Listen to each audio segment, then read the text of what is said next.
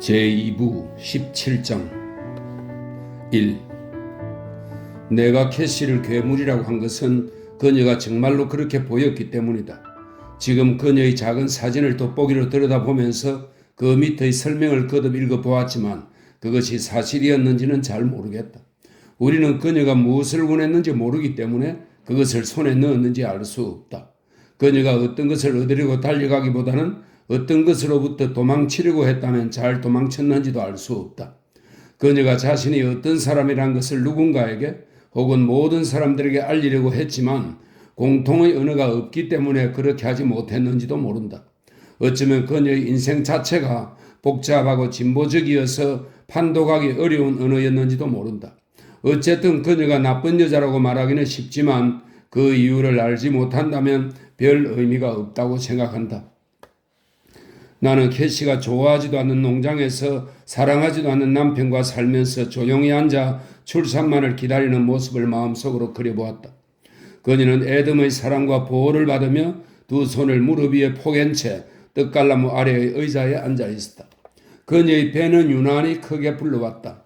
여인네들이 큰 아이를 자랑스럽게 여기고 체중이 많이 나가는 것을 좋아하던 시절이었지만 그녀는 지나치게 아니 비정상적으로 배가 불렀다. 배는 한없이 커져서 팽팽하고 무거웠고 부푼 배를 손으로 지탱하지 않고서는 혼자 일어설 수도 없었다. 하지만 신체의 다른 부위는 전혀 변하지 않고 배만 부른 것이 이상했다. 어깨, 목, 팔, 손, 얼굴은 날씬하고 가늘어서 아직도 소녀 같았다. 가슴도 더 커지지 않았고 젖꼭지도 까맣게 변하지 않았다. 유선에도 전혀 변화가 없어 태어날 아기를 키울 신체적인 준비가 전혀 되어 있지 않았다. 그래서 앉아있는 뒷모습만 보면 도저히 임신한 여자 같지가 않았다. 당시에는 골반 측정이나 혈액 검사도 없었고 임산부들은 칼슘을 섭취해야 한다는 것도 몰랐다. 아기의 뼈는 오로지 임신부의 몸에서 충당되었다. 입맛이 이상해져서 지저분하고 이상한 것을 찾는 여자도 있었는데 이는 모두 원죄를 지은 이브의 본성이라고 여겨졌다. 캐시의 입덧은 다른 사람과 비교하면 이상하고 단순했다. 그저 낡은 가옥을 수리하던 목수들은 줄을 그을 때 사용하는 초크 덩어리가 없어진다고 투덜댔다. 캐시는 초크 덩어리를 몰래 훔쳐다가 곱게 빻아 그 가루를 앞치마 주머니에 넣고서 사람들의 눈을 피해 조금씩 먹고 다녔다. 그녀는 거의 입을 열지 않았다. 눈빛은 초점이 없이 멍했다. 마치 그녀 자신은 사라지고 그 빈자리를 감추려는 숨쉬는 인형을 남겨놓은 것 같았다. 그녀의 주변에서는 여러 가지 작업이 한창이었다. 애덤은 에덴 동산을 설계하고 건설하려고 이곳저곳을 분주하게 돌아다녔다. 세뮤엘과 그의 두 아들은 깊이 12m의 우물을 판 후에 최고급 금속 파이프를 묻었다. 애덤은 최고급 분만을 고집했다. 세뮤엘 부자는 장비를 옮겨 다른 우물을 파기 시작했다. 그들은 작업장 주변에 천막을 치고 잠을 잤으며 모닥불을 피워 음식을 해먹었다. 하지만 누구든 한 명은 필요한 연장이나 연락을 취하기 위해 집에 다녀왔다. 애덤은 꽃이 너무 많아 정신을 못 차리는 꿀벌처럼 허둥거렸다. 그는 캐시 곁에 앉아서 방금 들여온 식용 대마의 뿌리에 대해 이야기해 주었다. 그리고 세뮤엘이 발명한 풍차의 새 날개를 그림까지 그려가면서 설명해 주었다. 그 풍차는 처음 들어오는 것으로 경사도를 다양하게 조절할 수 있는 것이었다. 애덤이 말을 타고 우물까지 와서 궁금한 것들을 캐물었기 때문에 작업에 방해가 되었다. 캐시와 함께 우물 파는 일에 관해 이야기하다가도 화제는 자연의 출산과 육아 문제로 돌아갔다. 이 무렵이야말로 애덤에게는 가장 행복한 시절이었다. 그는 광활한 대지에서 특별한 삶을 누리는 제왕과 다름없었다. 어느덧 햇살이 따가운 여름이 가고 싱그러운 가을이 왔다. 2. 우물을 받은 해밀턴 부자는 점심으로 라이자가 만들어준 빵과 치즈를 먹고 모닥불 위에 깡통을 올려놓고 커피를 끓여서 마셨다. 조언은 식사를 마치고 졸음이 밀려오자 어떻게 하면 숲속에 들어가 눈을 좀 붙이고 나올까 궁리 중이었다. 세뮤엘은 모래바닥에 무릎을 꿇고 앉아서 부러져 못쓰게 된 송곳 끝을 살펴보고 있었다. 점심을 먹으려고 막 일을 끝내려는데 10m 정도 되는 땅속에서 천공기가 무언가에 부딪혀 단단한 강철 송곳날이 망가졌다. 세미엘은 주머니 칼을 넣어 칼 끝에 묻어나온 부스러기를 긁어 손바닥에 놓고 찬찬히 살펴보았다. 어느 순간 그의 눈빛이 어린애처럼 반짝거렸다. 그는 부스러기를 톰의 손바닥에 쏟았다. 톰, 자세히 보렴. 뭐라고 생각하니? 조가 천막 앞에 있다가 두 사람이 있는 곳으로 어슬렁거리며 다가왔다. 톰은 손바닥에 돌 부스러기를 들여다보며 말했다. 뭔지는 모르겠지만 굉장히 단단한데요. 다이아몬드가 이렇게 클 리는 없을 거고 쇠붙이 같은 것이겠죠. 혹시 우리가 땅속에 묻혀있는 기관차에 구멍을 뚫고 있는 게 아닐까요? 세뮤엘은 픽 웃으며 놀라운 듯이 말했다. 10m 땅속에 말이냐? 쇠붙이 같아요. 그런데 그걸 캐낼 만한 연장이 없잖아요? 톰이 말했다. 그는 아버지의 얼굴에 나타난 즐거운 표정을 보고 기쁨의 전율이 자신에게도 스며드는 것을 느꼈다. 해밀턴의 아이들은 아버지가 자유로운 공상을 할 때를 좋아했다. 그럴 때면 온 세상이 불가사의로 가득 차 있는 것 같기 때문이다. 세뮤엘이 말했다. 너도 금속 같지? 아니면 강철일까? 톰, 잘 생각해보고 분석해보자. 자, 내 생각을 얘기할 테니 잊지 말고 기억에 두어라. 땅속에는 니켈이나 은 아니면 탄소나 마그네슘 같은 게 들어있는지도 몰라. 그런데 어떻게 하면 그걸 파낼 수 있을까? 그건 바다 모래 속에 있는 거지. 그걸 우리가 파내는 거야. 그럼 아버지는 이 땅속에 묻혀있는 게 니켈이나 은 아마 수백만 년 전의 일일 거야. 세뮤엘이 다시 말을 이었다. 두 아들은 태고 측의 일들을 직접 본 듯한 아버지 이야기에 귀를 기울였다. 어쩌면 그때 이곳은 온통 바다였는지도 몰라. 육지로 들어간 내해 위에 바다 새들이 둥근 원을 그리며 날면서 우러댔겠지. 그 광경은 밤에는 더욱 장관이었을 거야. 처음에는 하늘에서 한 줄기의 빛이 비치다가 다음에는 흰 기둥이 되고 이어서 눈부시게 커다란 빛이 포물선을 그리며 쏟아졌지. 그러자 거대한 물기둥이 하늘로 솟구치면서 버섯구름 같은 김이 피어오른 거야. 그와 동시에 바다가 폭발하면서 귀가 멍해질 정도의 소음이 들렸어. 눈부신 빛 다음에는 캄캄한 밤이 찾아왔지. 그러다 서서히 죽은 물고기들이 별빛 아래 허연 배를 드러내며 수면으로 떠오르고 그것들을 먹으려고 물새떼가 요란한 소리를 내며 몰려들었지. 어때? 쓸쓸하면서도 아름다운 풍경이지? 세뮤엘은 늘 그러는 것처럼 그 광경을 직접 보고 있는 것처럼 이야기했다. 아버지는 그게 운석이라고 생각하는 거예요? 그래, 분석해보면 증명할 수 있어. 저도 신이 나서 말했다. 그걸 파보도록 해요. 우리가 우물을 파는 동안 너가 그것을 파도록 해. 톰이 진지하게 말했다. 아버지, 분석을 해서 은과 니켈이 확실하다면 우리는 횡재를 하는 거네요? 그래, 과연 너는 내 아들답구나. 세뮤엘이 말했다.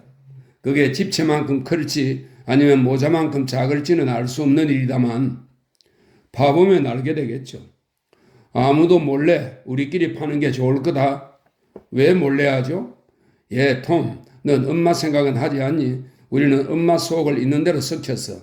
엄마는 앞으로 특허를 낸다고 돈을 더 쓰면 절대로 가만히 있지 않겠다고 했어. 불쌍한 엄마 생각도 좀 해야지. 사람들이 엄마에게 우리가 무슨 일을 하느냐고 물으면 엄마는 얼마나 창피하겠니? 진실한 사람이라 거짓말을 못하는 엄마는 별을 캐고 있어요 라고 대답할 거다. 그는 기분 좋게 웃었다. 엄마는 우리를 혼내줄 거야. 석 달 동안 파이도 안 만들어주면서 말이야. 톰이 말했다. 여기는 구멍을 뚫기가 어려워요. 다른 데로 옮겨야 할까 봐요. 폭약을 좀 써야겠다. 그래도 안 되면 다른 곳에 구멍을 뚫어야지. 세뮤엘은 그렇게 말하며 일어났다. 집에 가서 폭약을 가져오고 나를 갈아야겠구나. 우리 모두 함께 가자. 엄마는 놀라서 밤새도록 불평을 하면서도 맛있는 요리를 해줄 거다. 기쁘지 않은 척하는 게 너희 엄마의 수법이니까. 조가 말했다. 저기 누가 급하게 뛰어오는데요? 조의 말대로 정말 누군가가 말을 타고 달려오고 있었다. 마치 말 위에 붙잡으면 닭이 날개를 퍼득이는 것 같았다. 좀 더 가까이 다가왔을 때 보니 하인 리였다. 그는 두 팔을 날개처럼 휘두르고 있었는데 뒤통수의 변발이 뱀처럼 바람에 흔들렸다. 그런 모습으로 말에서 떨어지지 않고 전속력으로 달리는 것이 이상할 정도였다. 그는 말을 세우고는 거칠게 숨을 몰아쉬면서 말했다. 주인께서 오시라고 하네요. 캐시 마님이 아파요. 빨리 오시랍니다. 마님이 비명을 지르고 난리가 났어요. 진정하게리 언제부터 그런가? 세미엘이 물었다. 아침 식사를 하고 나서부터요. 알겠네. 진정해리 애덤은 어떻게 하고 있나? 제정신이 아닙니다. 울다가 웃다가 토하기도 하고. 그렇겠지. 아버지가 되는 일이니. 나도 옛날에 그랬어. 톰, 말에 안장을 얹어주겠니? 조가 물었다. 무슨 일이죠, 아버지? 드레스크 부인이 아기를 낳으려고 한단다. 애덤에게 내가 아기를 받아주겠다고 했지. 아버지가요? 조가 다시 물었다. 세뮤는 잠자코 막내 아들을 바라보다가 말했다. 너희 둘도 내가 받았어. 내가 너희를 받아서 뭐 잘못된 것 있니? 톰, 넌 연장들을 챙겨. 그리고 농장에 가서 송곳날을 갈아오너라. 그리고 흑간 선반에 있는 폭약 상자도 가져오고 발다리가 성하려면 조심해서 따라오야 해. 조, 넌 여기 남아서 뒷정리를 하거라. 조가 퉁명스럽게 말했다.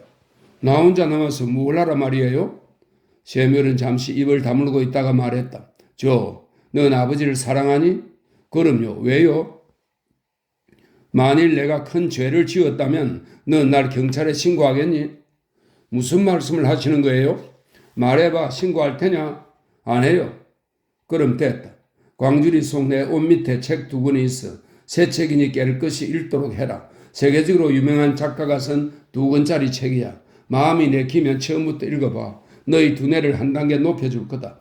동부에 사는 윌리엄 제임스라는 사람이 쓴 심리학 원론이라는 책인데 열차 강도 제임스와는 다른 사람이다.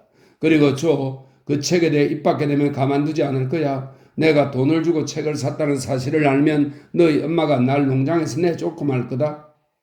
톰이 안장을 얹은 말을 끌고 와서 말했다. 그 다음에는 내가 읽어도 돼요? 그래.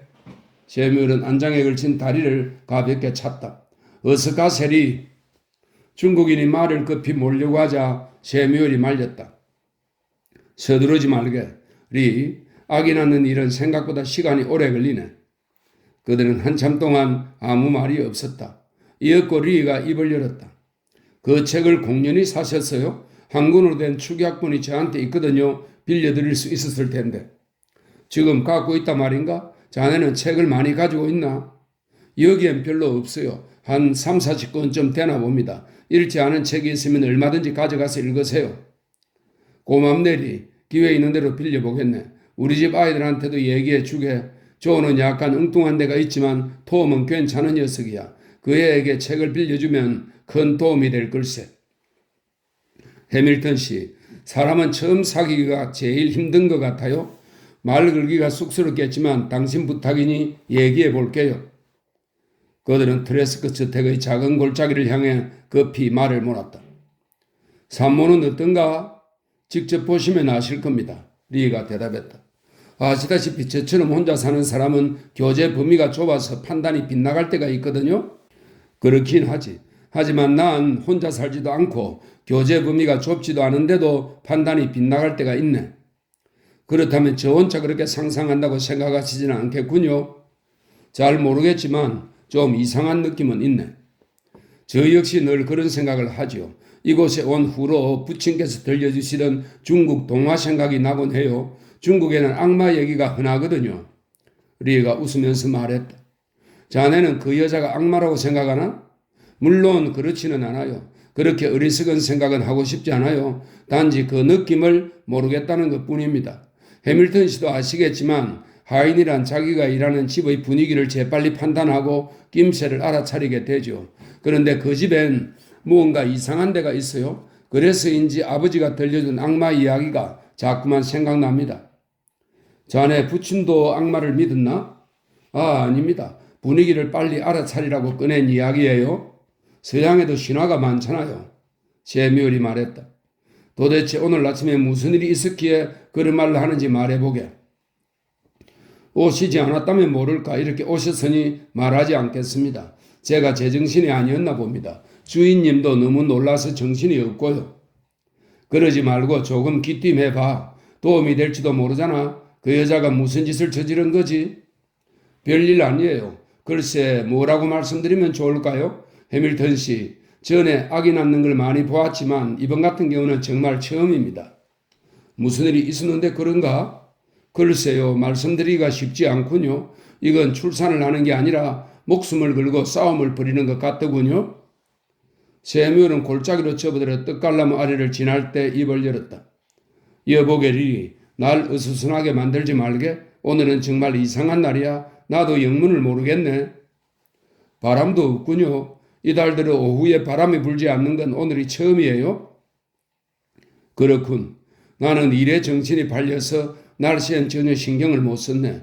조금 전에는 땅속에 묻힌 운석을 발견했는데 지금은 새로 태어날 아기를 받으러 가는군. 그는 떡갈나무 가지 사이로 노랗게 물든 언덕을 바라보았다. 새 생명이 태어나기엔 정말 멋진 날씨야. 이런 징후가 생명의 전조라면 오늘은 아름다운 생명이 탄생할 것이네.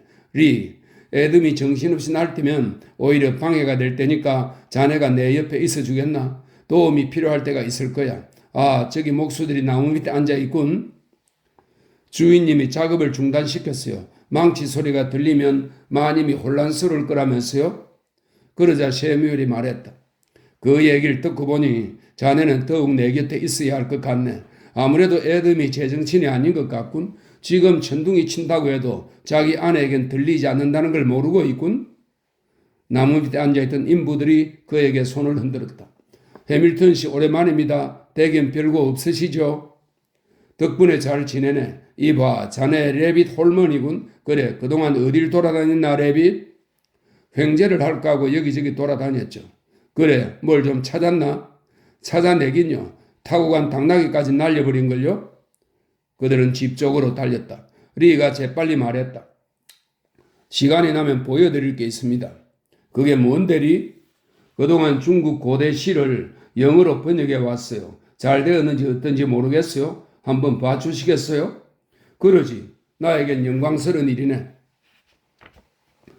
3.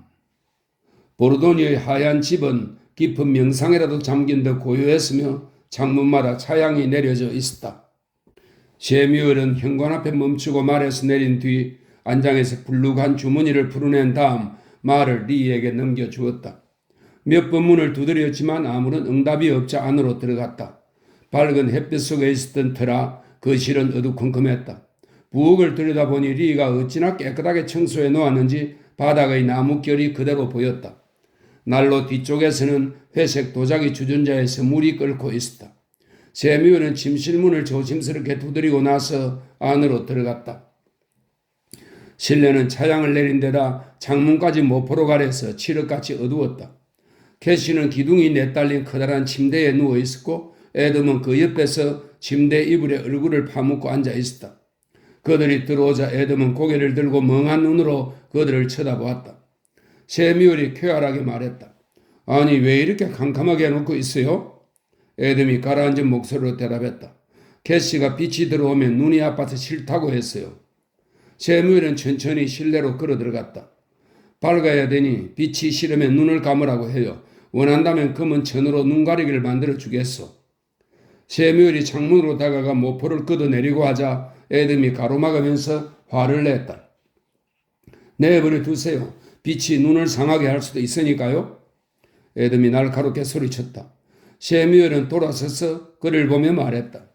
이봐요 애덤, 나도 당신 기분은 이해합니다. 하지만 내가 알아서 전부 처리할 거요. 당신은 아무것도 모르니 가만히 있어요. 세뮤엘은 모포를 걷어내고 차양도 끌어올리자 오후에 황금빛 햇살이 방 안으로 쏟아져 들어왔다. 캐시가 고양이 울음 같은 신음을 내뱉자 애덤이 그녀 곁으로 다가갔다. 여보, 눈을 감아요. 천으로 눈을 가려줄게. 세뮤엘은 들고 온 자루를 의자에 내려놓고 침대 옆에 섰다. 그리고는 단호하게 말했다. 애덤, 밖에서 기다려요. 그럴 수 없어요. 왜 그래야 되죠? 당신이 여기 있으면 방해가 되니까요. 밖에 나가서 기분 좋게 술이나 한잔 하도록 해요. 그럴 수는 없어요. 세뮤엘이 말했다. 정말 화나게 만드는군. 방해하지 말고 어서 방에서 나가라니까. 당신이 나가지 않으면 내가 나가겠소. 혼자서 실컷 고생해 보든가. 그제야 애덤이 하는 수 없다는 듯이 방에서 나갔다. 세뮤엘은 그의 등 뒤에 대고 소리쳤다. 무슨 소리가 들리더라도 방 안으로 뛰어들어오지 말아요. 내가 나갈 때까지 꼼짝 말고 기다리고 있어요. 세뮤엘은 문을 얼른 닫고 열쇠가 자물쇠에 꽂혀 있는 것을 보고는 재빨리 돌려 잠갔다. 어쩔 수 없는 고집불통이군. 저 사람은 당신을 많이 사랑하나 봐요? 그가 중얼거렸다. 세뮤얼은 지금까지 캐시를 자세히 볼 기회가 없었다. 그녀의 눈 속에는 진정한 정오, 그것도 섬뜩한 살인의 정오가 담겨 있었다. 조금만 있으면 끝날 거요. 양수는 터졌어? 캐시는 저기에 잔 시선으로 세뮤얼을 노려보았고 입술을 살짝 들어 작은 이를 드러내 보였다. 그녀는 아무 대답도 하지 않았다. 세뮤얼도 그녀를 노려보았다. 친구가 아니었다면 여기에 오지 않았을 거요. 나도 좋아서 하는 일은 아니요. 젊은 부인, 내가 당신의 고통을 조금이라도 들어줄지 어떻게 합니까? 한 가지만 물어보겠소. 내 질문에 대답하지 않고 그렇게 계속 놀이만 볼 거면 당신이 진통으로 바닥을 구르건 말건 당장 나가버리겠소? 세뮤얼이 단호하게 말하자 그녀의 태도가 다소 누그러진 듯 했다. 그녀의 표정이 변하는 것을 보고 세뮤얼은 몸을 들었다. 그녀의 눈에서 냉기가 사라지고 꽉 다물었던 입가가 조금 올라갔다. 그는 그녀가 꼭 쥐었던 주먹을 펴고 핑크빛 손가락을 위로 들어올리는 모습을 눈여겨보았다. 그녀는 어린애 같은 순진한 표정을 지으려고 마지막 안간힘을 쓰고 있었다. 마치 요술을 부려 표정을 바꾸는 것 같았다. 캐시가 나지막하게 목소리로 말했다. 양수는 새벽에 터졌어요. 잘 됐군요. 진통은 심합니까? 네. 진통이 어느 정도의 간격으로 옵니까? 모르겠어요. 내가 이 방에 들어온 지 15분이 됐는데요. 약한 진통이 2번 있었어요. 당신이 올 때까지 큰 진통은 한 번도 없었어요. 좋아요. 저는 어디에 두었지요? 저기 바구니에 들어있어요. 괜찮을 테니 안심해요. 그는 상냥하게 말했다. 세뮤얼은 가져온 자루를 열고 양쪽에 고리가 있고 파란 벨벳으로 감싼 두툼한 밧줄을 꺼냈다. 벨벳에는 수많은 분홍색 꽃들이 수놓여 있었다. 라이자가 쓰던 출산용 밧줄이요. 우리 처대가 태어날 무렵에 만든 것이죠. 우리 집 아이들뿐만 아니라 이웃 아이들이 세상에 나올 때도 많은 산모들이 이 밧줄을 사용했답니다. 세뮤얼이 침대 발치의 기둥에다 밧줄 고리를 하나씩 걸었다. 갑자기 캐시의 눈이 번들거리고 등이 활처럼 굽으면서 두 뺨이 벌겋게 달아올랐다. 그녀는 비명은 지르지 않고 끙끙거리기만 했다. 얼마 후 그녀의 몸에 힘이 빠지면서 얼굴에 사라졌던 정오의 빛이 다시 떠올랐다. 다시 진통이 왔다. 진통이 오고 있군. 세뮤얼은 부드럽게 말했다. 한 번이요, 2번이요. 모를 일이군. 진통은 아무리 자세히 들여다봐도 볼 때마다 다르단 말이야. 난 손을 씻는 게 좋겠어. 캐시가 머리를 좌우로 흔들어댔다. 좋아요. 조금만 기다리면 아기가 나올 거요. 세뮤얼은 검은 흉터가 두드러져 보이는 그녀의 이마에 손을 얹었다. 그런데 이 상처는 어쩌다 생긴 거요? 그가 물었다. 순간 그녀는 고개를 획 쳐들고 날카로운 이로 세뮤얼의 손등과 새끼손가락을 꽉 물었다. 그는 너무 아파서 소리를 지르며 손을 빼내려고 했다. 하지만 테리어종 개가 자루를 물고 늘어지는 것처럼 그녀는 더욱 턱에 힘을 주며 머리를 마구 흔들었다. 캐시의 꽉 담은 입에서는 어리렁거리는 소리가 새어나왔다. 세뮤얼은 그녀의 뺨을 후려쳤지만 소용없었다. 그는 자기도 모르게 개싸움을 말릴 때처럼 왼손으로 그녀의 목을 움켜쥐고 꽉 졸랐다. 그래도 계속 물고 버둥대다가 겨우 턱의 힘을 풀자 세뮤얼은 그제야 손을 뺄 수 있었다. 살이 찢겨 피가 흘렀다. 그는 침대에서 물러나 상처를 살피다가 공포에 질린 얼굴로 그녀를 바라보았다. 그 사이에 그녀는 표정을 다시 누그러뜨리고 어린애 같은 순진한 모습으로 되돌아갔다. 미안해요. 그녀가 얼른 말했다. 정말 미안해요. 세뮤얼은 몸서리를 쳤다. 진통 때문에 그랬어요. 캐시가 덧붙였다. 세뮤얼은 잠깐 미소를 지었다. 당신한테는 입마개를 씌워야겠군. 콜리 암캐처럼 물어뜯다니. 캐시의 눈에서 정오의 빛이 떠올랐다가 이내 사라졌다. 세뮤얼이 말했다. 이 상처에 바를 약 없소? 사람의 독은 뱀보다 더 독하거든? 모르겠어요. 그런 위스키는 있어. 위스키를 좀 부어야겠는데? 2번째 서랍에 있어요. 그는 피가 흐르는 상처에 위스키를 듬뿍 붓고 알코올기가 골고루 퍼지는 동안 쑤시는 통증을 참았다.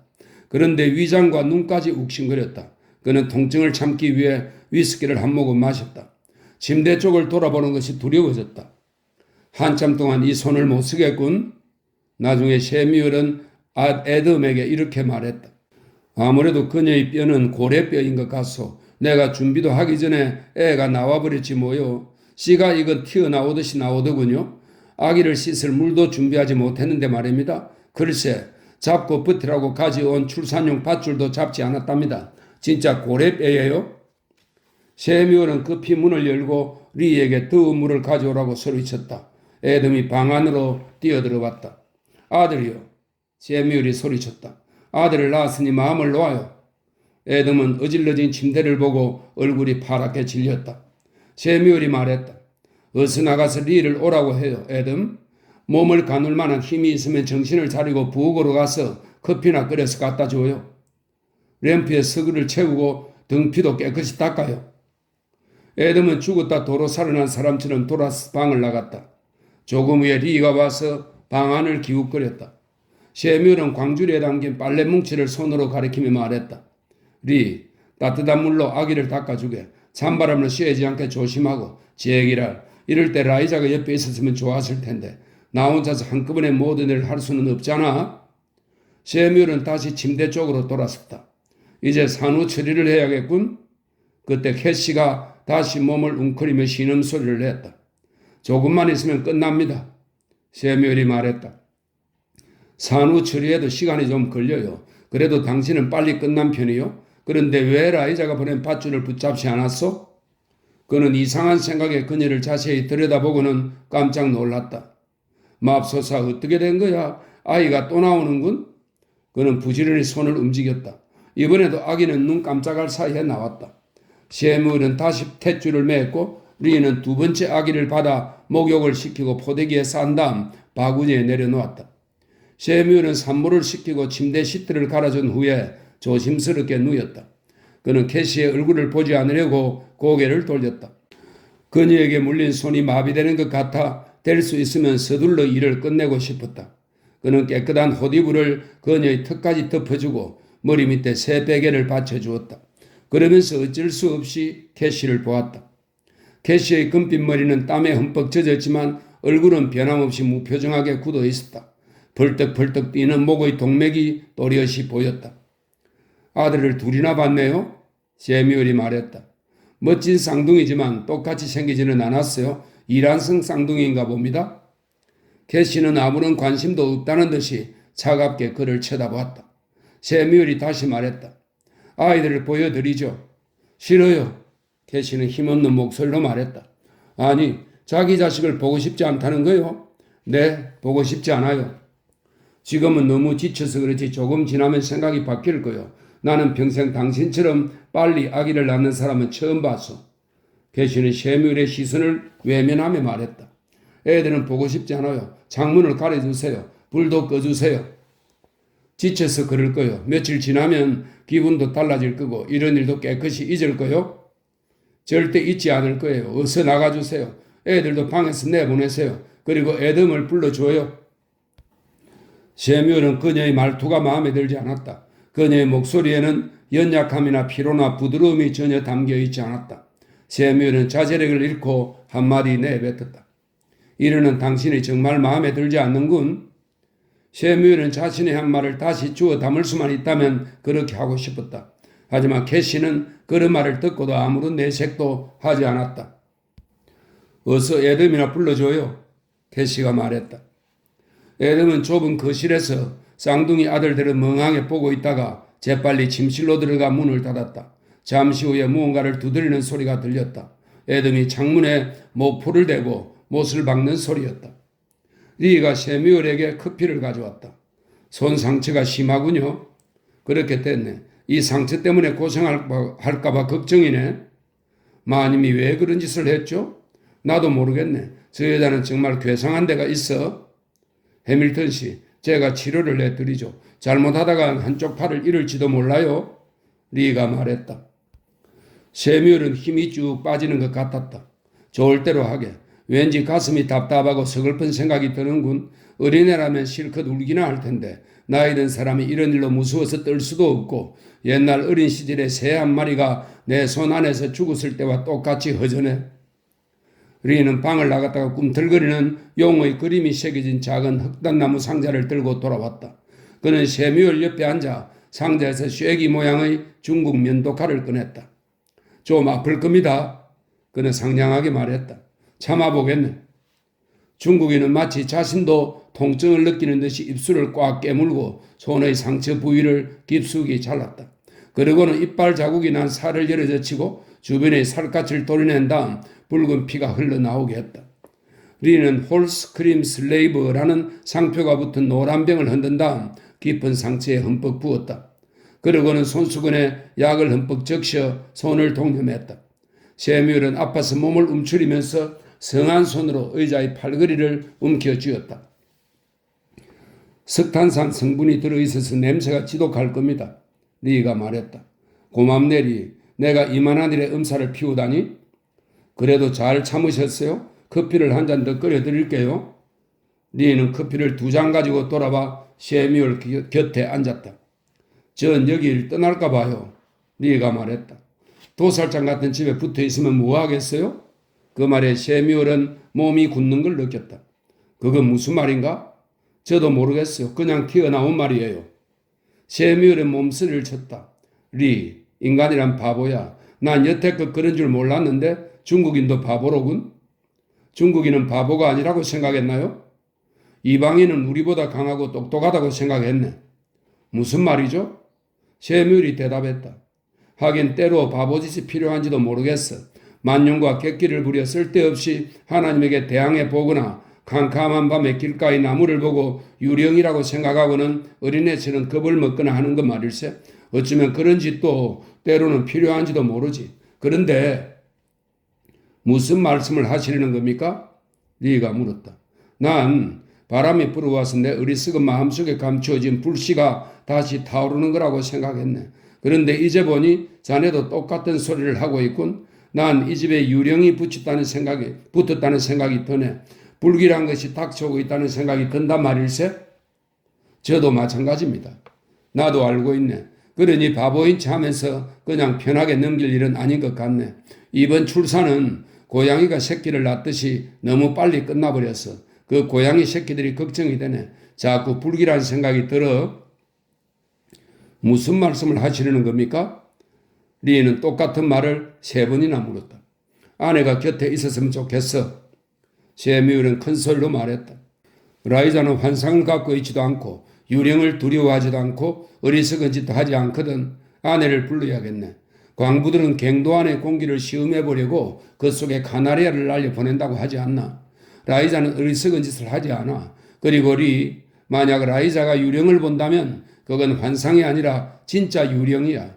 라이자가 이곳에 정말 문제가 있다고 느끼면 우리는 빗장을 걸어 잠가야 하네.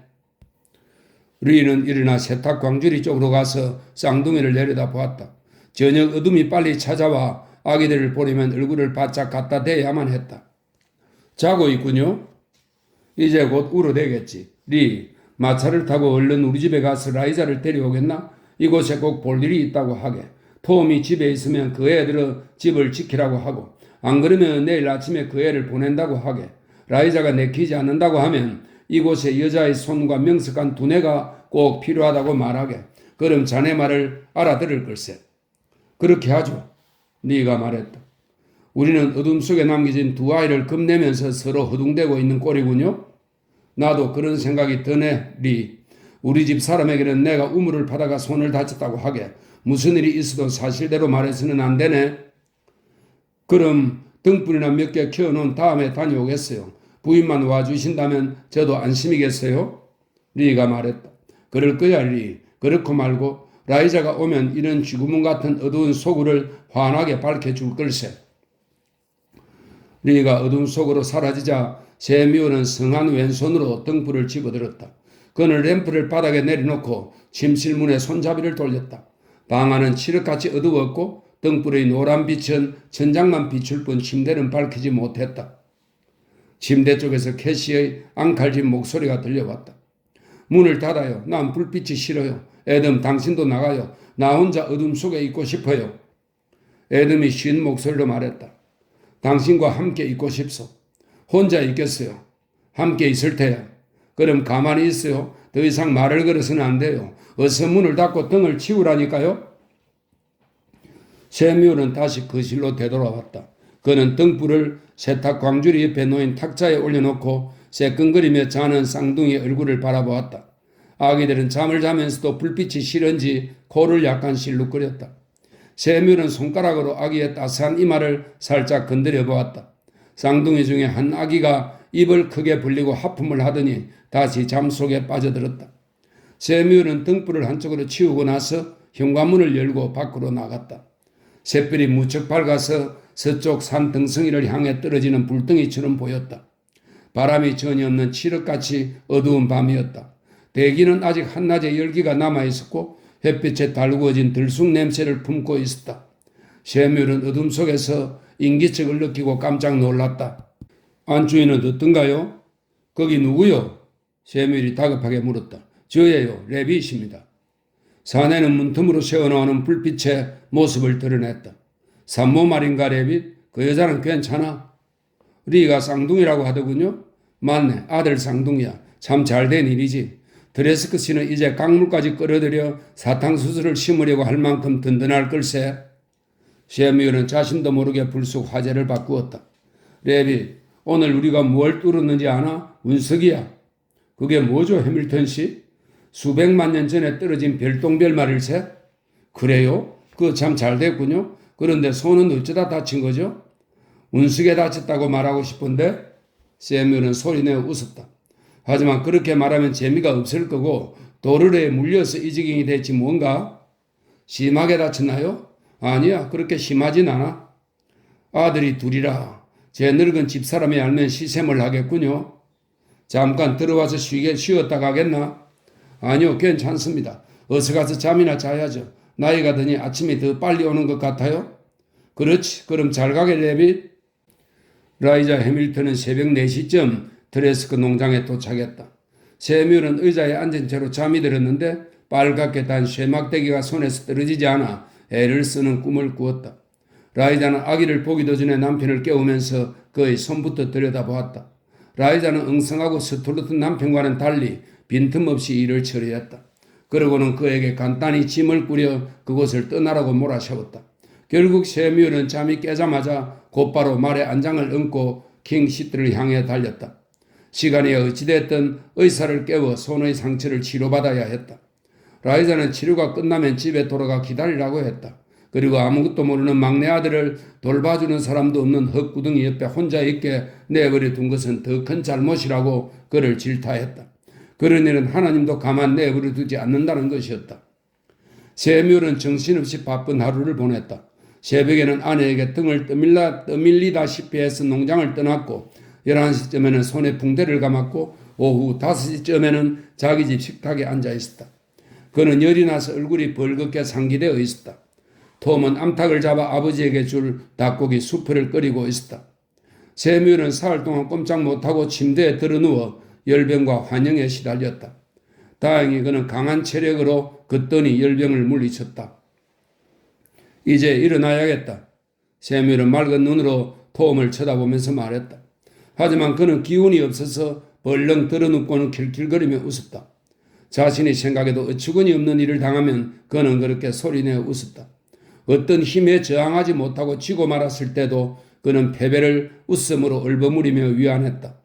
톰은 아버지가 물려서 머리를 내저을 때까지 닭고기 수프를 해다 바쳤다.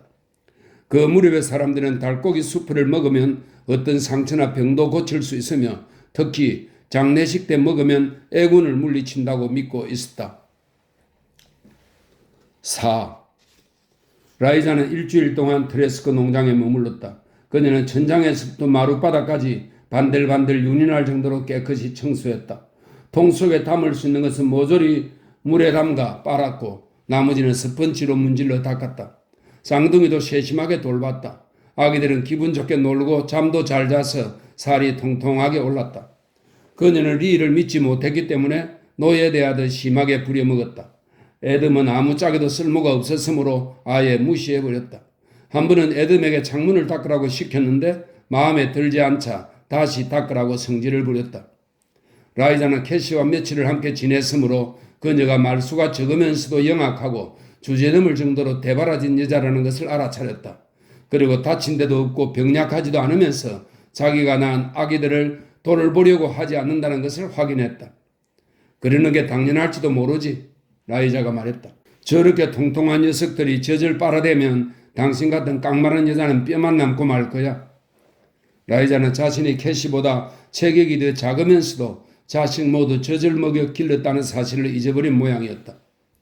토요일 오후 라이자는 자기가 해야 할 일들을 모두 점검한 뒤에 갓난아이의 배앓이 처치 요령에서 개미 퇴치 요령까지 가능한 한 많은 주의사항을 길게 적어 리에게 건네준 다음 보따리를 챙겨 리가 모는 마차를 타고 집으로 돌아왔다. 집에 돌아온 그녀는 마구간처럼 지저분한 집안꼴을 보고는 잔소리를 길게 늘어놓으며 쓰레기들을 깨끗이 치웠다. 세뮤얼은 바쁘게 움직이는 아내에게 이것저것 물었다. 아기들은 어때? 잘 자라고 있어요. 애덤은 어떻게 지내고? 글쎄, 그 사람은 겨우 살아서 꿈틀거리고 있더군요. 지혜로운 하나님께서는 왜 그런 이상한 사람들에게 돈복을 주시는지 알다가도 모를 일이에요. 가만 내버려 두면 굶어 죽을까봐 그랬겠죠? 드레스크 부인은 어때? 돈 많은 동부 여자들처럼 다소곳하면서도 게을러 빠졌더군요. 한편으로는 얌전하고 예의 바른 데도 있어요. 그런데 이상한 일이죠. 라이자가 말했다. 게을러 빠진 것 말고는 별다른 흠이 없는 것 같은데도 왠지 정이 안 가는 여자예요. 어쩌면 그 흉터 때문인지도 몰라요. 그 흉터는 어떻게 해서 생긴 거래요? 나도 모르겠어. 세뮤얼이 대답했다. 라이자는 권총을 내밀듯이 손가락으로 남편의 양미간 사이를 누르며 말했다. 당신한테 할 얘기가 있어요. 그 여자는 아무도 몰래 자기 남편에게 마술을 거는 것 같아요. 그 남편이란 사람은 병든 오리처럼 그 여자 주위를 서성거리고요. 그 사람은 쌍둥이에게 그리 신경을 쓰는 것 같지 않아요? 세뮤얼은 아내가 말을 다 끝낼 때까지 기다렸다가 입을 열었다. 여자는 게으르고 그 남편은 정신이 빠져 있으면 그 예쁜 아기들은 누가 돌보지? 쌍둥이를 돌보자면 손이 더 갈 텐데.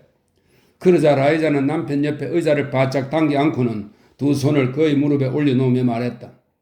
당신이 믿지 않을지도 모르지만 내가 입을 함부로 놀린 적은 없잖아요. 당신은 거짓말을 못하는 사람이지. 라이자는 남편이 자신을 칭찬한다고 생각했는지 미소를 지었다. 당신도 알고 있는지 모르지만 내 말이 당신의 믿음을 더욱 굳건하게 해줄 거예요. 어서 말해봐요. 당신도 그 집에서 일하는 중국인 알죠? 자꾸만 곁눈질을 하고 말씨가 이상하고 머리를 따은 사람 말이에요. 리 말이야? 그러 말고. 당신은 그 중국인이 이교도라고 생각하죠? 잘 모르겠는걸. 세뮤얼, 누구든 그가 이교도라고 생각할 거란 말이에요. 그런데 아니더군요. 그녀는 자세를 가다듬으며 말을 이었다. 그럼 뭐란 말이야? 그녀는 손가락에 힘을 주어 그의 팔을 툭툭 건드렸다. 장로교인이래요. 그것도 아주 독실한 교인이요. 당신은 상상도 못했죠? 그 점에 대해 어떻게 생각해요? 세뮤얼은 터져나오는 웃음을 참느라고 말을 제대로 하지 못했다. 그럴 리가 있나? 틀림없어요. 드레스크 신의 쌍둥이를 누가 돌보고 있는지 알아요? 이교도였다면 그를 전혀 믿지 않았을 거예요. 그런데 장로교인이라지 뭐예요? 그 중국인은 내가 무슨 말을 해도 다 알아듣는다고요. 쌍둥이가 굶을 일은 없겠군. 세뮤얼이 말했다.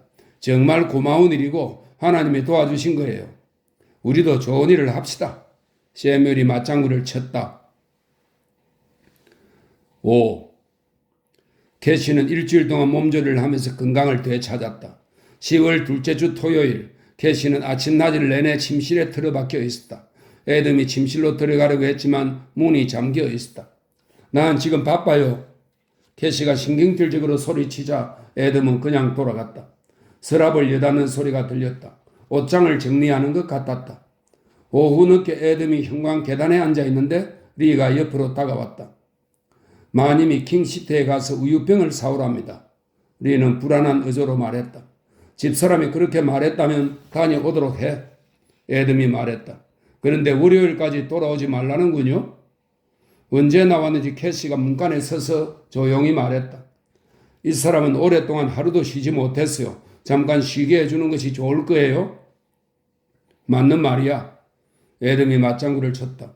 내가 미처 생각을 못했군. 리, 걱정 말고 좀 푹 쉬도록 하게. 급한 일이 생기면 목소리를 부르면 되니까. 인부들은 일요일에 집에 돌아갑니다. 그럼 인디언을 부르면 돼. 로페스가 도와줄 거야. 리는 캐시가 자신을 쏘아보고 있는 것을 알았다. 로페스는 술주정뱅이죠. 위스키만 찾아다닐걸요. 에덤은 벌컥 화를 냈다. 누구의 도움도 필요 없으리. 그만 얘기해. 언뜻 보니 캐시의 양미간에 두 줄의 어두운 주름살이 생겼다 사라지는 것 같았다. 리는 인사를 하고 돌아섰다. 날이 어둑해지자 캐시는 자기 방으로 돌아갔다. 7시 30분 에덤은 방문을 두드렸다. 여보, 저녁 식사를 좀 가져왔어? 캐시는 기다리고 있었던 것처럼 재빨리 문을 열었다. 그녀는 가장자리에 검은 술이 달리고 큼지막한 흑옥 단추와 검은 벨벳 옷깃으로 장식된 말끔한 여행용 재킷을 입고 있었다. 그리고 머리에 쓴 위쪽이 좁고 챙이 넓은 밀짚 모자를 흑옥으로 만든 기다란 핀으로 고정시켜 놓고 있었다. 에덤은 너무 놀라서 입이 벌어졌다. 캐시는 그에게 말할 틈도 주지 않았다. 지금 떠나겠어요. 캐시, 그게 무슨 소리야? 전에 말했잖아요. 무슨 말을 했다고 그래? 당신이 듣지 못한 거예요. 그래도 할 수 없어요. 난 도무지 당신이 무슨 말을 하고 있는지 모르겠어. 그녀는 감정이 담기지 않은 날카로운 목소리로 말했다. 당신이 뭐라고 하든 상관없어요. 난 가겠어요. 아기들은 어떻게 하고? 당신이 파놓은 우물이나 던져버려요. 에덤은 두려운 마음에 소리쳤다. 캐시, 당신은 제정신이 아니야. 이렇게 떠날 수는 없어. 나를 버리고 갈 수 없어. 절대로 내 곁에서 떠날 수 없단 말이야. 당신이 어떻게 되든 몰라요. 어떤 여자라도 당신 따윈 안중에 없을걸요. 당신은 바보니까요. 그 말에 에덤은 정신이 아득해졌다. 그는 순간적으로 캐시의 어깨를 두 손으로 움켜잡고 뒤로 밀어붙였다. 그녀가 비틀거리는 사이에 그는 문 안쪽에 꽂힌 열쇠를 뽑아들고 문을 꽝 닫고 나가서는 밖에서 잠가버렸다. 그는 거친 숨을 몰아쉬면서 문에다 바짝 귀를 기울였다. 속이 메스껍고 정신이 아득했다. 방 안에서 캐시가 조용히 움직이는 소리가 들렸다. 서랍이 여는 소리가 들리자 그는 캐시가 마음을 고쳐먹고 그냥 눌러있기로 작정한 모양이라고 짐작했다.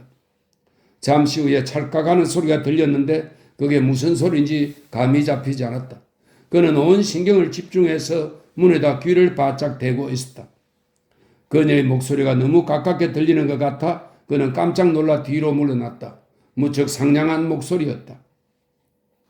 여보, 당신이 이 일을 이렇게 심각하게 생각하는 줄 몰랐어요. 미안해요, 에덤.